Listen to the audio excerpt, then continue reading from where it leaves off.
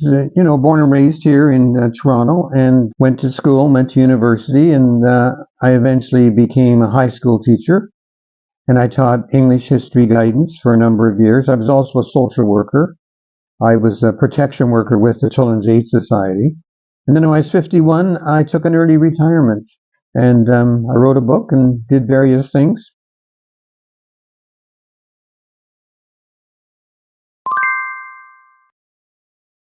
I was raised Anglican, Christian, of course, and with all my heart and soul, I wanted to be a good Christian. And I went to different Anglican churches, and I went to Trinity College, University of Toronto, Trinity College, because it was the Anglican college. But I didn't like a number of things about it. One was that the Anglicans were in favor of war, and I was opposed to war. That wasn't because I was a Quaker. I was that before I knew anything about Quakers. Well, also with the Anglicans, and you have to say the creed, and I couldn't say the creed. I believe in God the Father Almighty, maker of heaven and earth, and in his only begotten Son, Jesus Christ, and so on. Well, I don't believe in all that. I started having doubts at university when I took philosophy at university. And then there was the book Honest to God, which made a big impression on me. It was written by an Anglican bishop, but they began to question the whole idea of God being a being up there. So I, like most university students, I started having a lot of doubts, and I couldn't say the creed. Therefore, I couldn't really be an Anglican. I liked the church, I liked the people, I liked the music. I mean, I was an altar boy, and I was thinking of being a priest, but I couldn't say the creed with a clear conscience. Trinity College is down there, just down. I used to walk up Philosopher's Walk, and I used to sit here with the Quakers. We didn't have the meeting room in those days. We sat in a circle around the dining room and the living room. There were about 20 or 30 or 40 of us. And I didn't join or anything, but I used to sit with the Quakers, and I started learning a bit about Quakerism. And then I went on with my career, and I didn't show up here. And then in the 90s, when I was leaving teaching, I came back and I got very involved with Quakers. I ran the Quaker program at the Don jail. I bailed a guy out of jail and supported him in the community. And I started serving on different committees. I got to be a very well-known attender, but not a member. I was an attender. And then I got disillusioned with Quakers. I dropped out for 20 years.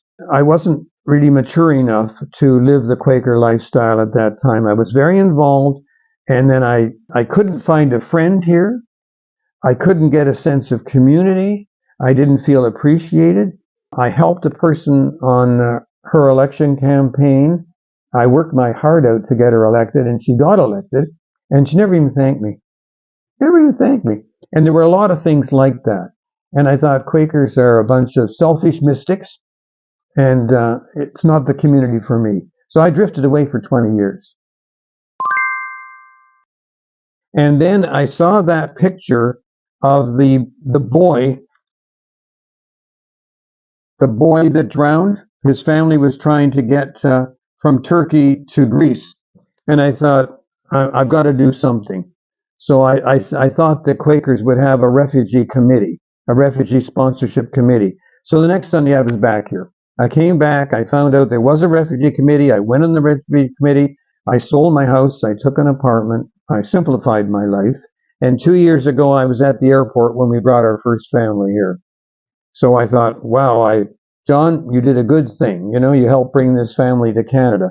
That's it. No, that wasn't it. It's like an escalator. And when you do something like that, it's like you're stepping on an escalator and one leading leads to another. So then we brought a second family and a third family, and I got involved with other things. When you bring your refugee family here, you must cover all their expenses for the first year. Rent, food, everything, paperwork, everything. So we had to do fundraising. A lot of Quakers, of course, supported it. We had fundraising, but we got the money together. I think you have to have at least $15,000 before you can even apply for a family. And then, of course, you know what it's like in Toronto. The rents here are really high, and you have to search all around to find an apartment. And then get them going. There can be language classes, get the kids in school. You've got to do the health things, and there's a tremendous amount of work to do when they first get here, especially if they don't know English very well. especially if they don't have a particular trade. So we've actually brought 3 families. One was easy, one was medium, and one was terrible. So we had all 3. The first family, the first 2 guys, we brought 2 brothers from Syria, fitted right in. They knew English well educated and so on, no problem. The second one was a family that also from Syria, but they knew almost no English at all. So that was a big problem. You trying to get anywhere here. And the father, it was a mother, father, and a son. And he had no real employment skills that he could use in Canada. So we had to do language classes and trying to get him something and so on. And the third one, which was a black woman from West Africa, from Ghana, and her son, who came here, and it has been very, very, very difficult for her. I don't want to reveal too much, but we're still working with them, and it's been years now. We're only supposed to do the first year, but it can continue, and with her it is continuing. We're still supporting her and trying to get her to fit into this society. I came back just because I wanted to do refugee work. I didn't want to be a Quaker. But I worked on that, and then slowly things changed. Slowly my ideas, things about Quakerism changed, and gradually. And then I had the call to apply for membership. I felt I would best follow Spirit by becoming a member. But I say to people, we're the Religious Society of Friends. Don't come here looking for a friend. Don't come here looking for social action. These things happen. They do happen here, but they shouldn't be your goal. Come here looking to be closer in harmony with Spirit, finding other people who feel the same way, and friendship will often develop. I have friends here now, and that was in 2018. I was accepted into membership here in the Religious Society of Friends. So that's a little long story. It took me from the 60s until 2018, almost 50 years before I made up my mind to join. That's not unusual for people to wait that long. Well, it can be just as fast as it is with other churches, but most people coming to us, they want to take their time, they want to look around. There's also this is something I like about Quakerism, there's no advantage to joining. You see, you can attend here and enjoy all the services and so on, but if we were ever sued over something, you would just say, well, I'm not a member. You see what I mean? I'm not a member, so it doesn't affect me. But if you're a member, then you could be sued along with the other members. So, and I think that's a good thing. There's nothing to gain by becoming a member. It has to be an inner calling. And you get this calling that you want to be part of this community. Another thing different from other churches, we don't try to get members. We don't proselytize ever. That's important with Quakers. So it has to be the Spirit inside you that's bringing you to come back here and come Sunday after Sunday. And then after a while, you just, by osmosis, you sort of become a Quaker. You get friends here and you start being on committees and doing Quaker work and so on. Before you know it, you're a Quaker, even though you haven't officially joined yet. Mm-hmm. And some people never join. And Quakerism, has no creed. We have advices and queries, and the first one, which is just 2 sentences, this to me is a summary of what Quakerism is. Take heed, dear friends, to the promptings of love and truth in your hearts. Trust them as leadings of God, whose light shows us our darkness and brings us to new life. And it's as simple as that. Another belief that has brought Quakers to where they are is we believe in continuous revelation. So there was a revelation with Jesus, of course. There was another one with St. Francis of Assisi, who's a great favorite of mine. But it goes on all the time, like even this morning. So revelations are coming all the time, and that's why Quakers have changed so much in the last 400 years. Because they didn't have a creed, they didn't say, here's what you have to believe, and they didn't get stuck. They kept growing and growing and growing and having a deeper and deeper and deeper relationship with Spirit, a different understanding of Spirit. And that belief in not taking anything literally, we don't have a Bible that you study and that you take it literally word for word. Although many of us read the Bible and it is inspiring. But that belief has launched us on an evolution from the early Quakerism into liberal Quakerism, which Canadian Yearly Meeting is. 9% of Quakers in the world. Many other Quakers are conservative. Quakers were opposed to war. But in the United States, when they had the Civil War, a number of Quakers fought for the North because they thought they were fighting to abolish slavery. And many of those men were killed. Some of them were badly injured. When they came back to their meetings, when the Civil War ended, they came back to their meetings. The meeting didn't put them out, even though they'd gone to war. And that was the beginning of a liberal trend. And it has just simply continued from there. It's become more and more liberal because we believe in continuous revelation. It's experiential based. So we have very, very few beliefs. And you're going to say, well, how can you even have an organization where everybody believes different things? Well, it's the way in which we hold the beliefs that brings us together with tolerance and with understanding. We try to encourage each person on their own spiritual journey, and it's a difficult journey for most people. It certainly has been for me. And so we try to support them on their own journey, and it may take them into Sufism, and it may take them into Buddhism, and it may deepen their Quaker faith. A lot of Quakers study other faiths. I did a course on Zen Buddhism.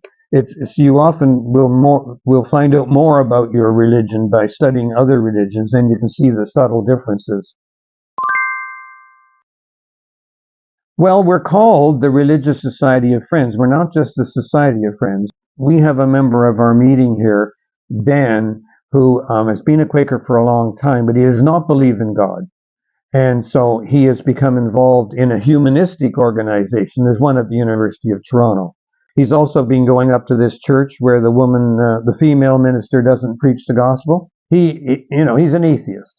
Can he be part of it? Well, he still comes here. He comes to business meeting and he's part of the meeting as well.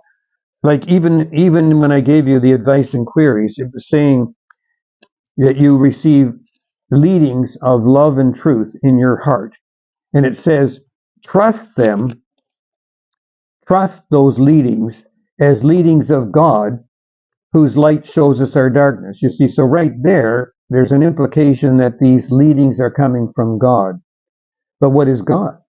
You see, that's not clear, and it's not necessarily Christian. When you apply for a membership here, the meeting sets up a little membership committee, usually 3 people, and they visit you in your home. And it's a wonderful night. It's a very friendly night. It's not an inquisition of any kind. But they won't ask you about your beliefs. Nobody cares. To the humanists, and I really maybe shouldn't speak for them, but I mean, they just believe in living a good life and doing good to their fellow man. They have speakers, and they get involved in issues as well, and they try to do good deeds. But they don't believe that these impulses are coming from somewhere else. They're just human beings who are trying to be good people and get together, and together you can do more good if you're together.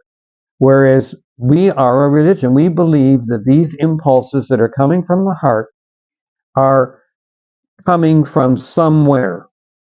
Yes, it is exactly what I mean by the Spirit. Spirit, which is hard to define and doesn't want to be defined, but Spirit, the Spirit inside me, which saw that I was moved by the Spirit to change my life.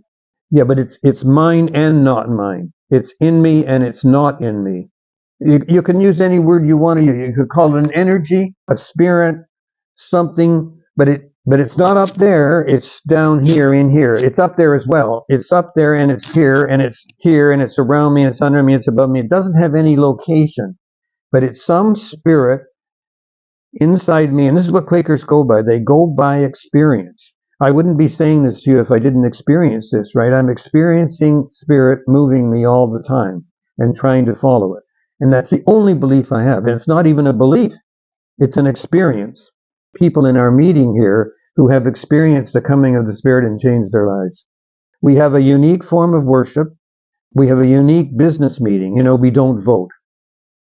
We wait for the Spirit to move us in unity. So there again, it's a religion. You see, we're waiting for something to bring us to unity. Well, a lot of people think Quakers have died out, or we are still going. People know we're against war.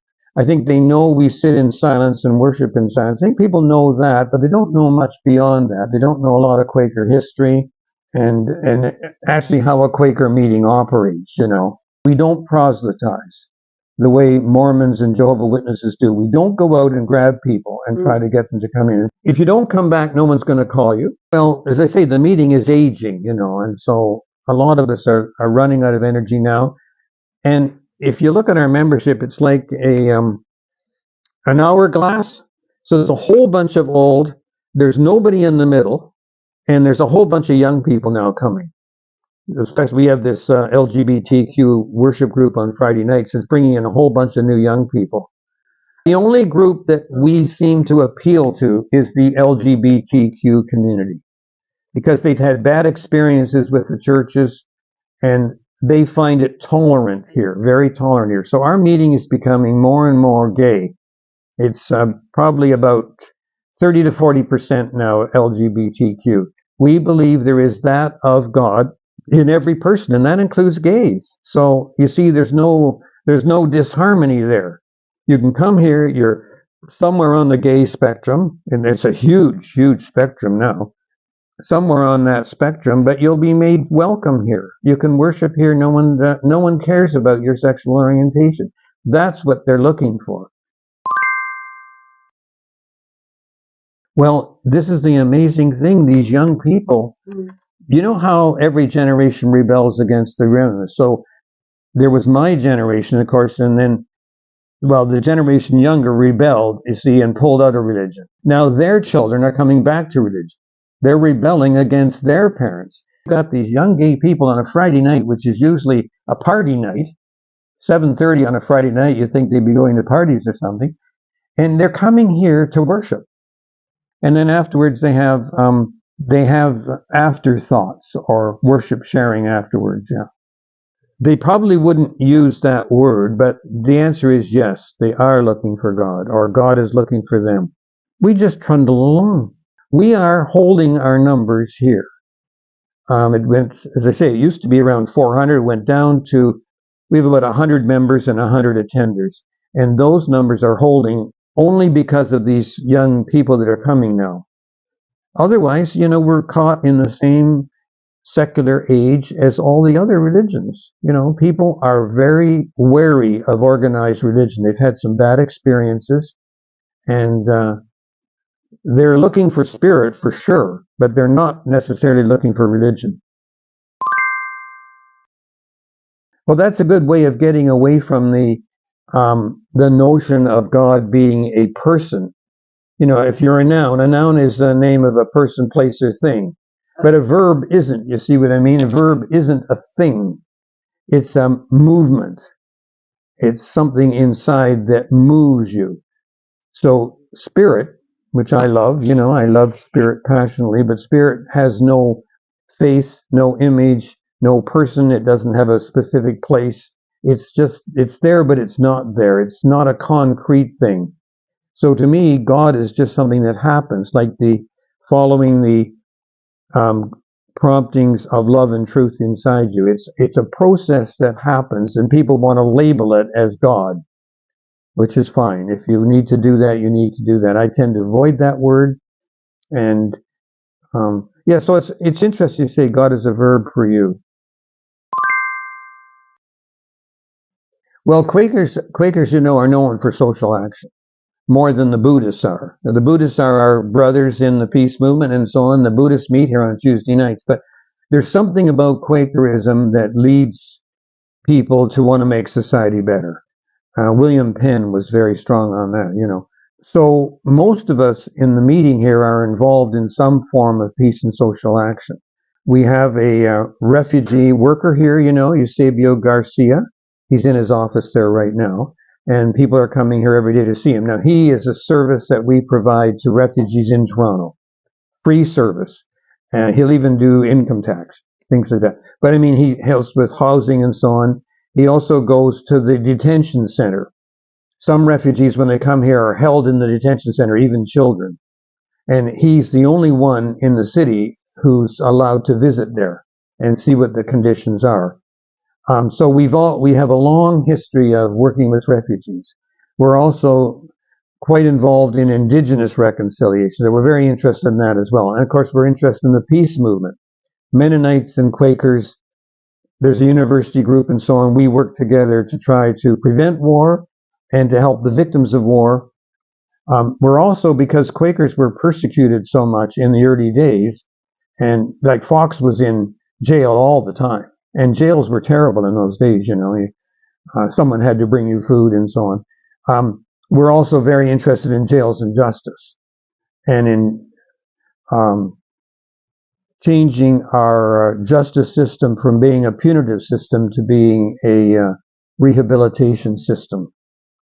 So we're opposed to the death penalty. We're opposed to penitentiaries. We want alternative ways of handling the offender. Our meeting met about 30 years ago. This is our national meeting, which meets every summer. And they speak for Quakers across Canada. And we came out for the abolition of prisons in about 1982. We have our Canadian yearly meeting, which is our body that covers all the monthly meetings across the country and meets in the summer.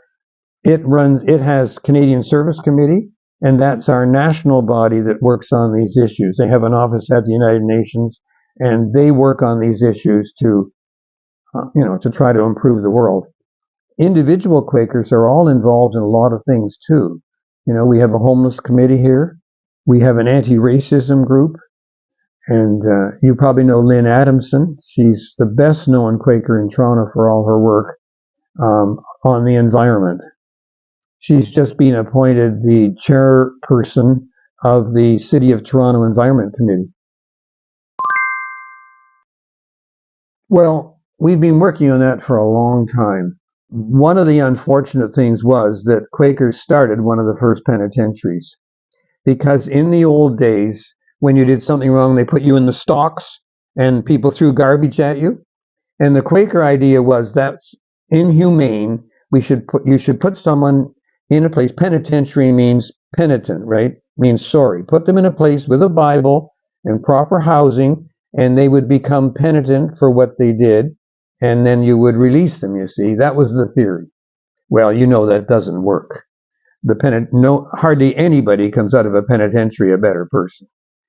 If they're very, very punitive, and the recidivist rate is about 95%. So they're not working. The prisons are an expensive failure. And we regret that some Quakers did get the penitentiary going, but that was way back, and forget about that now. We're opposed to them now. So we keep working on this justice issue, and as much as we can. We're a small group, you know.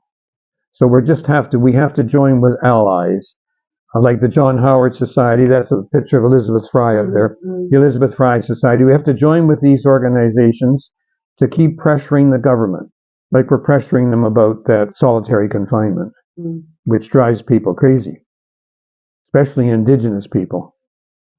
Because Indigenous people are so connected to the land and to water, and putting them in prison usually just destroys them. There was a young Indigenous person in a penitentiary in Kingston, and he took a knife and stabbed himself, and on the wall he painted trees and rivers so he could look at them. Yeah. Now, and you're raising a very, very good point. The evangelicals, the conservatives, they have all the energy, and that comes from certainty. You feel you're certain about it, and you want to carry your message into the world. And of course, we don't have that. We worship collectively, and things happen in a collective group that doesn't happen when you're alone. And the spiritual journey, by and large, invite companionship. So people are looking for that. That one day the Spirit comes, and it wasn't expected, and it wasn't invited. It comes and takes you over if you're open to it. And that's what it's all about.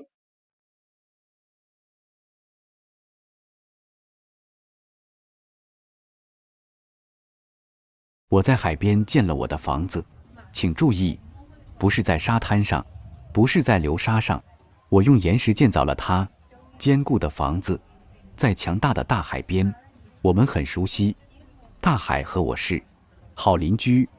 我们并没有说的太多，我们在沉默中相遇，彼此尊重，保持距离，只是隔着沙子的篱笆，我们的思想相望，永远。